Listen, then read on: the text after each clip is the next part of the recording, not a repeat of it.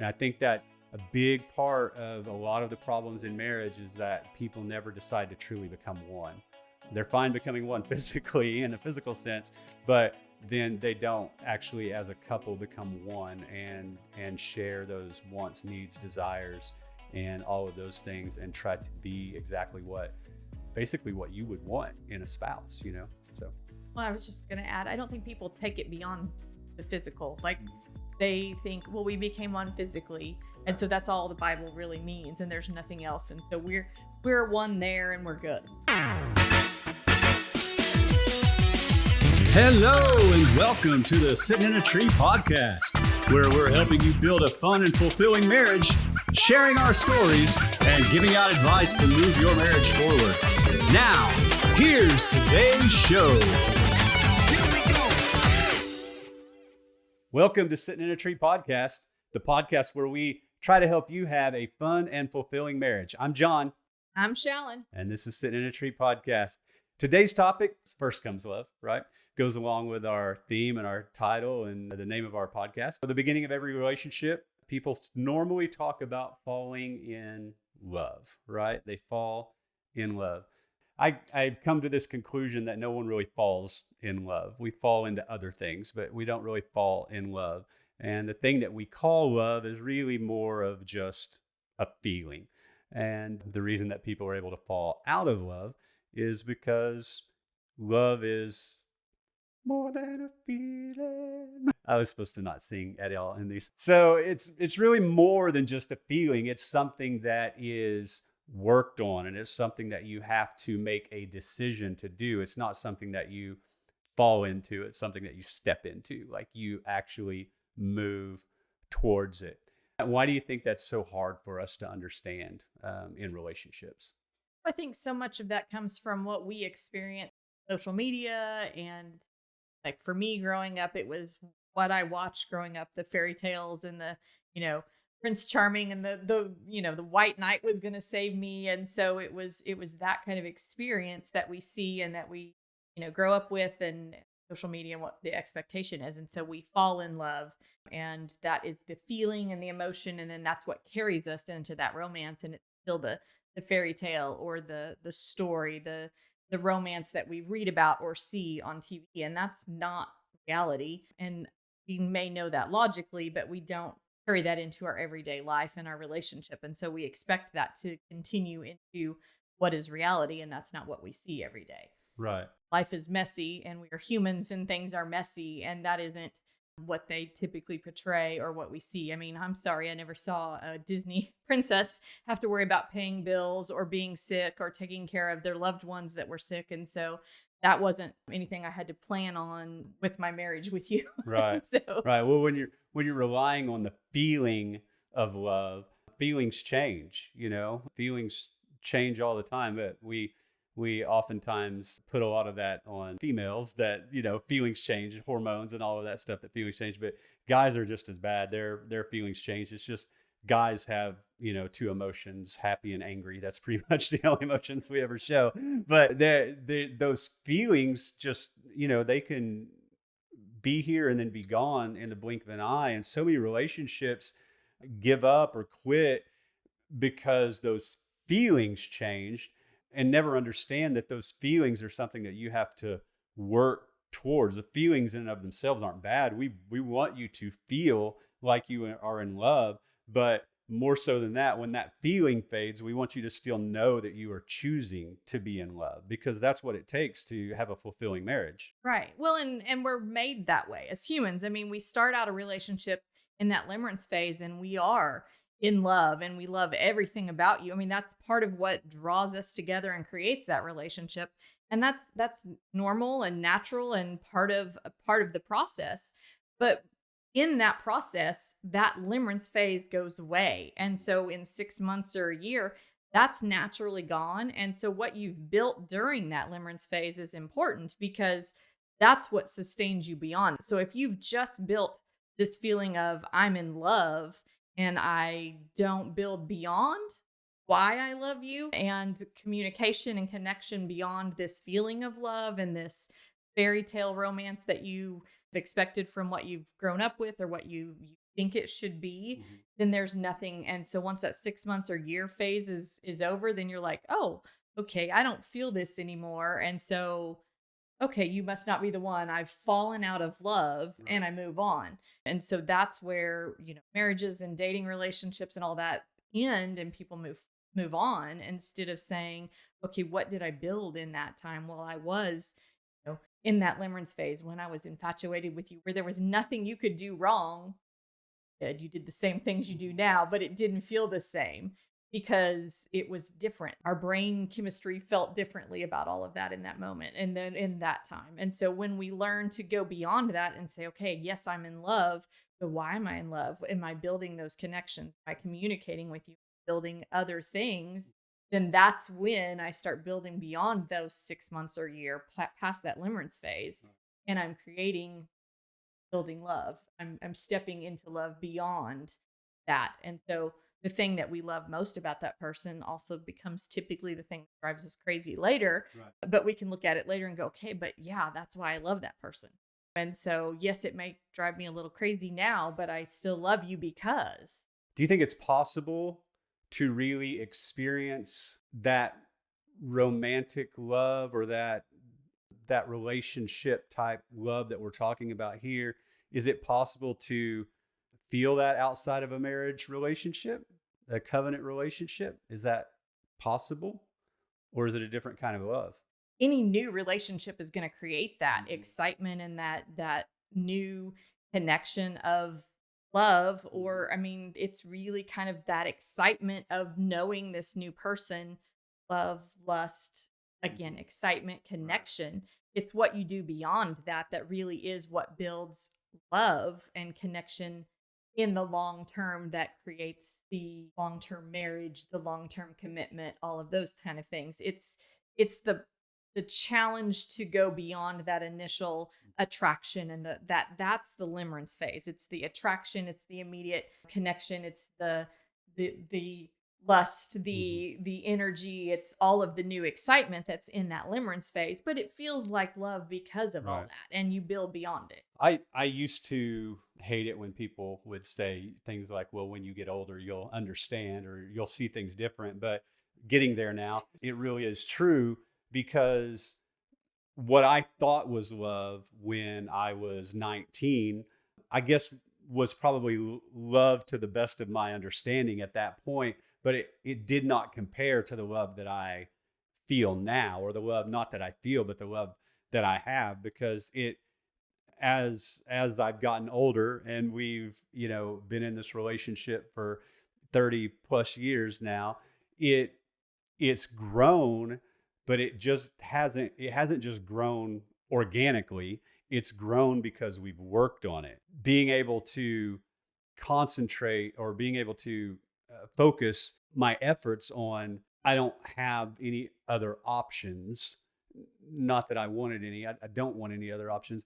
But when that covenant commitment comes into play of saying, to love, honor, and cherish till death do us part, that type of a commitment, look at it this way. You can't make a commitment to do something that just happens naturally, right? So how can I commit to love you if I'm relying on just a feeling? For me to commit to love you in a marriage covenant type relationship means that I'm going to love you when I don't like you, right? I'm going to love you when you make me mad. There is no exit. There is no easy way out. There is no just, we're done. This is over. I'm going. I have to figure out how to get back to that place of, It's the work that has to be put in, right? Put in. And so it's beyond that initial 6 month or year kind of attraction and love and excitement. And I say love, and again, you do love that person. You're loving getting to know them and the new things and the excitement and all of that attraction that goes into it. But that goes away 6 months to a year approximately. They say, some people say it can last up to 3 years. That's very rare. But once that's gone in a relationship, and when I say relationship, that's more from, my psychological studies and experience. And so that's in general in a secular setting of everybody. Once that goes away, that can be in any kind of relationship. That can be a dating relationship. That can be a marriage relationship. That can be anything. And so once that goes away, then most of the time those relationships either don't continue or they are flawed in some way. And then they either choose to do counseling or don't stay together. And so that is where, again, the work comes in. Like, what are you going to do with the relationship beyond that? Right. And so we, at that point, we dated for 4.5 months. We were engaged for 4.5 months. We were married. So in 9 months we were married, and so we were still in technically the limerence phase. And we were in the first year of marriage, which is not typically easy. Right. And so we were working on our marriage at that point. And we were working on our relationship and working on being in love and figuring that out, plus being 18 and 19 and in ministry. And so we were working on all that. And so we had made that commitment. So we made a commitment every day to figuring out how are we going to make this work and figure it out. So we've said work on it about 1,000 times between the two of us here. What are some ways that we have done that? Communication is huge, and it's not easy because what you're doing, no matter what age you are, is taking how you've learned to communicate and you've learned to communicate, or I've learned to communicate and you have. And then we meld that and have a discussion about something, and things that I understand that I'm trying to communicate to you have to make sense and jive with your life experiences. And we have to come to an understanding about anything. It can be all the standard things that couples have to figure out how to negotiate and navigate, including love, but how do you navigate your daily lives? So communication is huge, but then it is working out the challenges, the disagreements, the being heard in those disagreements, and feeling like you have both come to an agreement or an understanding. So the communication, that's something that doesn't just come naturally. I mean, we naturally communicate with each other, but communication is more than just talking. It's actually communicating to the other person listening. Communication goes two ways. So one person's communicating, talking, the other person is listening, and then it comes back and forth. And you're actually doing so to understand and to try to remedy whatever is happening instead of trying to come up with your next argument for why you are right. And that's a big part of communication, is learning how to communicate in a healthy way. It brings to mind, I've always been a fixer. I've always wanted to fix things. It's what I've done my entire life. And so I just brought that into our marriage, and things would go wrong. Something would happen at work or something would happen at home, and you would tell me all of this stuff when I would get home. And my immediate response was, okay, then we'll do this, and this, and that'll be over. And I never understood why that made you so upset or angry at times. And until we finally sat down and talked about it after probably many arguments, sat down and because I didn't understand why you wouldn't want it fixed. But there were times that you didn't want me to fix it for you. You just wanted to be heard. You needed somebody to hear you. But I'm not good at that, or wasn't. I'm much better now, but I wasn't good at that.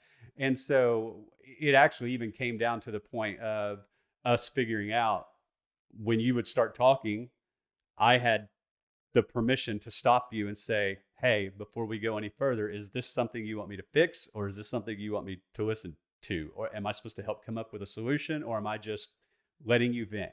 And then you had to be honest with me and tell me, and then I knew how to process that in my brain at that point, and would just give you a listening ear, or would listen with the intent to try to fix it somehow. And just that one simple thing took care of all sorts of arguments and being upset and all of that stuff. So just a simple thing, learning how to communicate. It's not just communicating more, it's learning how to effectively communicate with the person that you are married to, because I communicate to you much differently than I would want somebody to communicate to me. And you communicate to me much differently than you would want somebody to communicate to you, because we're different people and we have different styles. And so learning how to do that, and then being willing to take the extra step to do that, and to get out of our own comfort zones and speak in such a way that might not be my first instinct. That is what working on communication means. It means changing the way that you do it. But also having understanding and compassion for the other person when they may be speaking to you and communicating to you in their normal or typical tones and patterns, You're very direct. You just get to the point and you say what you have to say. And I knew that about you, but I had expected without telling you to communicate with me differently when we said I do magically. And so when you didn't at first, before we had figured that out, I was hurt by that and never knew how to. I mean, like, I just thought you magically knew. That's another thing we need to bring up for people in a minute. But at some point I realized, okay, like, I have to have understanding and compassion and grace and mercy and all of those things for you as we learned that, and you changed it in moments. If you still spoke to me in the same way and communicated to me the same way that you would with everyone else, that was you and that was okay, that you were not being mean, as my initial take on it always is, because that's not how my family communicates. That wasn't you being that way to me. That was just you being you. And that didn't mean anything negative towards me. I needed to take that as, okay, in this moment, he hasn't had a chance to communicate differently. And so it's okay. Like, don't give him understanding and compassion in that moment and move on. And vice versa. I know, like, when I over explain, that can be frustrating for you, and for you to be able to say, and I know you do that now, like, this is just her, this is how it is, and it's okay, to move on from that. And I think that's important. Yeah. I think, just for time's sake, we can't do a 3-hour podcast every week, but I think everything hinges really on the communication, because everything else that needs to be worked on, you figure out that it needs to be worked on through communication. And so, the name of this is First Comes Love. Really, last comes love, because there's all these other things that are first, and you learn how to love, and love is the last. And love is the one thing that we're promised will last forever. That is the thing that will never fade away. And so that love, that true love that is worked on, that it is decided on, and that you choose to have, that is always there if you keep striving for it. Not one person, both people. I can try as hard as I want to, but if you decide you don't want to do it anymore, it's not happening. And so there is that. So let's do, like, maybe 3 things that we think need to, when we talk about working on your marriage, besides communication. What are 3 things that you would say would be big ticket items that we have to work on in marriage outside of just communication? You give one, then I'll give one. That way you don't have to come up with 3 all at the same time. Don't assume that the other person knows what you're thinking or what you need just because they love you. I did that for years, and that set you up to fail and me to be upset. But I would always think, well, if he really loved me, he would know, and fill in the blank. And you didn't. And not, people say, oh, that's because you're a man. It doesn't matter. It works the other way. I think you probably thought a lot of times, and probably not selfing out there, that was horrible, but not because, but that, like, if she really loved me, she would know. And I didn't, because you didn't tell me. But we assume that the person that loves us will know what the other person is either thinking or meaning or needing. And we don't. You have to, which again goes back to communication. You have to tell them. You can't assume and leave them thinking they know, because they don't. Right. My first one would be always saying I love you, because it's twofold. It reassures the other person, but then it also reminds you. And you used to get very upset with me when we would first get married, because even in arguments, and even if I would be storming out of the room, I would still say, I love you. And you always thought it was more probably sarcastic or whatever, but it wasn't. It was true, and it was honest, and it was raw. And it was also reminding myself, like, I've chosen to love you. You are the one that I've chose, and you're the one that God chose for me, and I choose to love you. And so as much as it was to remind you, it was also to remind myself that I love you. And it does something. It does change. It's harder to be angry at someone when you remind yourself how much you love them. It's harder to stay angry. It's harder to be upset. It's harder to be annoyed. It makes all of those things harder, which is really what you want for yourself. You want it to be harder. You don't want it to be easy to be angry. And so one of the things that would be a good jumping off point would be that I love you thing, and maybe even communicate about that and explain, this is why I'm doing that, and get in, because if you've never said I love you before, or that's not something you normally say, it's going to be weird if you start saying it all of a sudden. I get that. So if there needs to be communication that happens before you do that, but do that. but always say, I love you is a big one for me. What's your second one? Quick to forgive. I think that we are too often, as married couples, really not quick to forgive or to assume the other person did something on purpose or intentionally when that's not true. Again, I think it goes back to assuming that the other person loved us and so they did it on purpose. And so then we hold that grudge longer than we should, when in reality they probably didn't know. Right. Maybe they did, but again, that goes back to communicating. But I think that a lot of times they didn't have a clue. And it goes back to when you were talking about, like, you would, even if you're upset, you would leave and say, but I love you. Again, that wasn't my experience. And so it seemed sarcastic or hurtful. And if I had told you that, then you could have explained and it would have been so much easier to figure out. And so instead of assuming you were trying to be hurtful and think he's trying to be clear or, whatever. So be quicker to forgive and assume the person is coming from the best place. Right. I think that changes it. And I think in marriages, for whatever reason, partly society and social media again is really to really hold that grudge and don't forgive and make sure you get your apology first and those kind of things is there. And so I think we hold that a lot. And especially as married couples and as Christians, we shouldn't, but I think we do more so with our spouse than we do with a lot of other people. And I think we really need to be quick to forgive and really talk that out and assume again that they didn't mean to be coming from that place of hurt that we may have felt in that moment, and check ourselves. Like, where was I at emotionally in that moment when I felt hurt? Was I not okay taking it the wrong way and not necessarily where they were coming from? My second one would be that you always remember that you are working to be one, that it's not you and me, it's us.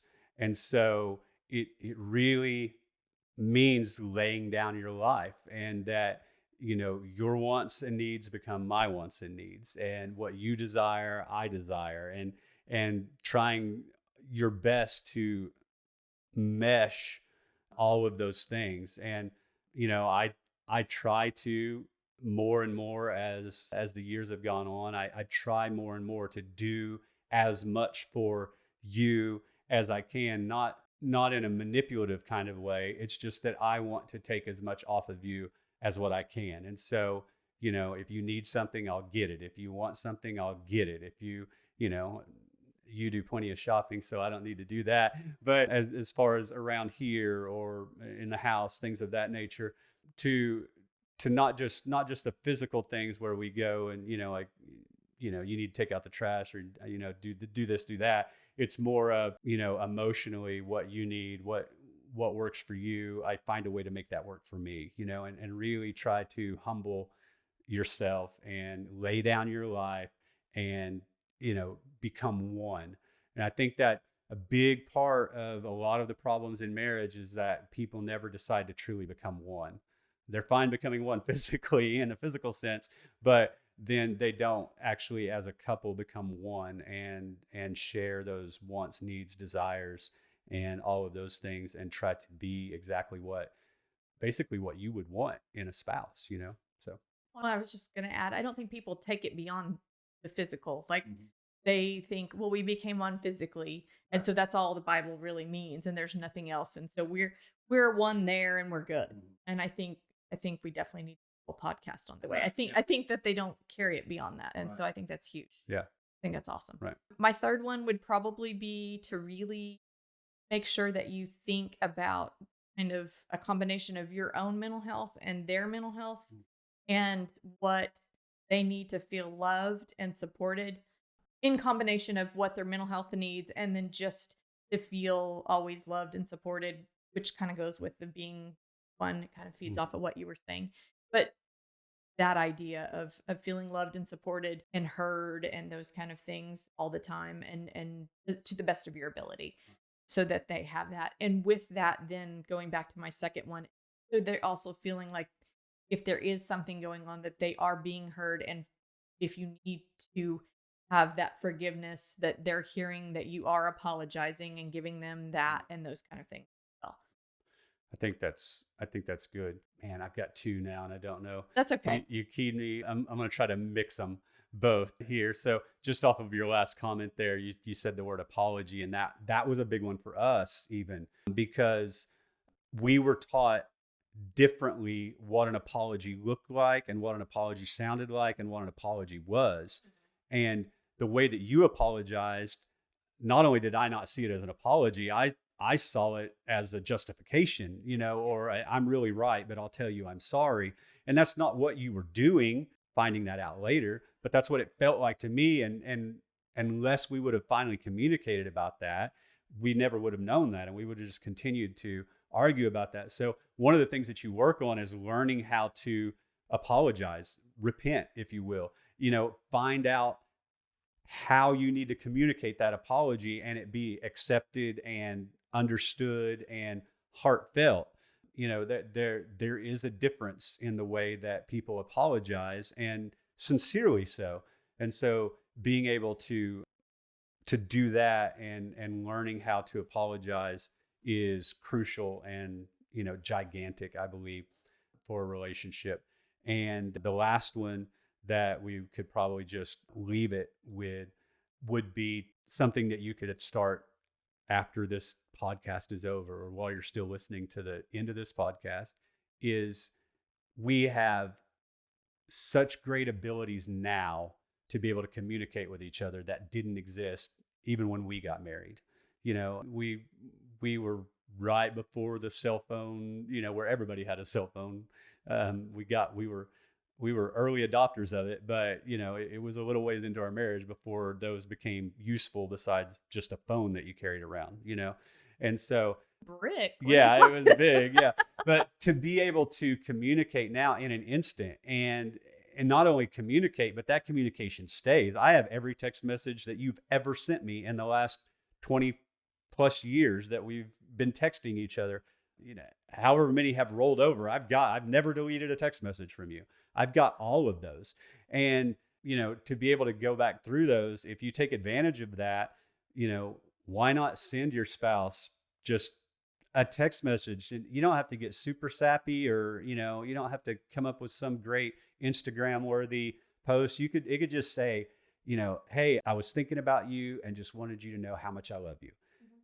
That's a game changer for people, guys and girls. Like it doesn't matter. That's a game changer. I mean, it shows guys, that need for respect that they have, and to know that their wife loves them and that she's thinking about, that's huge. And then the other way around, for a woman to know that her man is still in love with her and still thinks about her when she's not around, and those type of things, to be able to send those. And, you look cute today when you left, I didn't get to tell you, or whatever it is, just quick messages that you don't have to have a long drawn out phone conversation. And it doesn't have to be a long drawn out text message change, just one thing. So no matter how busy you are at work, you get breaks, you get to go to the bathroom, you take your phone with you anyway, send a text message, those type of things. To be able to do that, it builds on the communication thing, but it's also just instant ways to be able to say, I love you throughout the day, even when you're not there.